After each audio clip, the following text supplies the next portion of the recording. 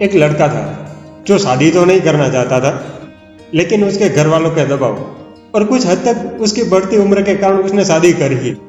लेकिन लड़की उसे 1.5 गुना मोटी थी और विवाह के 2 ही वर्ष में उस लड़की का वजन 40 किलो और बढ़ गया। स्वाभाविक तौर पर उसकी जोड़ी अटपटी सी लगती थी। बस इस बात को लेकर अक्सर उसका पति अपनी पत्नी से क्रोध भी करता था और कटाक्ष में कहने का तो एक मौका भी नहीं चूकता था। बस ऐसे ही दोनों की दाम्पत्य जीवन की गाड़ी घसीटे खा रही थी।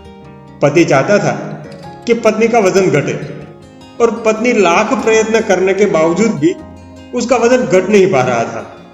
इस कारण धीरे धीरे पति को वह किसी काम की नहीं लग रही थी। खैर, दोनों के बीच में थोड़ी बहुत दूरियां चल ही रही थी कि एक दिन ऐसा हुआ कि उसके घर में रात में कुछ चोर घुस आए और आते ही बड़ी ही बेफिक्री से अलमारी खोलकर उसमें से सारे गहने और केस निकालकर जाने लगे। उसी दरमियान आवाज से दोनों की नींद खुल गई। लाइट चालू करके देखा तो 2 चोर थे, लूटा सामान एक थैली में भरकर जा रहे थे। उसकी पत्नी ने तो कुछ सोचे बगैर तुरंत दौड़कर दोनों चोरों को धक्का मारा। गहनों और केस की थैली तो दोनों के हाथ से छूटी ही छूटी और वह दोनों धड़ाम से जमीन पर गिर पड़े।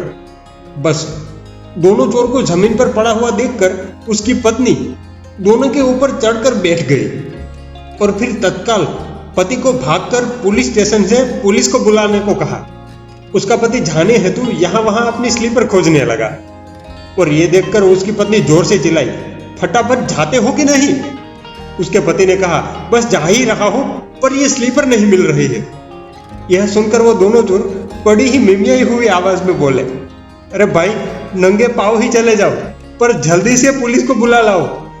ऐसा ना हो कि इतनी देर हो जाए कि आपकी पत्नी के वजन के कारण ही हमारी जान निकल जाए। दोस्तों, मनुष्य चाहे कैसा भी हो, पर अपने समय पर यहाँ हर कोई महत्वपूर्ण है। इसलिए अकारण ही किसी व्यक्ति में दोष निकालते रहना या बार बार उसे टोकते रहना, किसी भी कारण से उसकी इंसल्ट करते रहना ठीक नहीं है।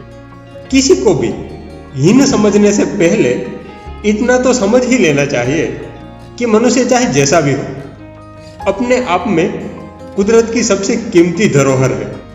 अब जैसे भी दिखते हो, जैसे भी हो, अपने आप से प्यार करो। दूसरे चाहे जैसा भी कहे, उसकी तरफ ध्यान मत दो। हमारा जो मानव अवतार है वही लाखों में एक है।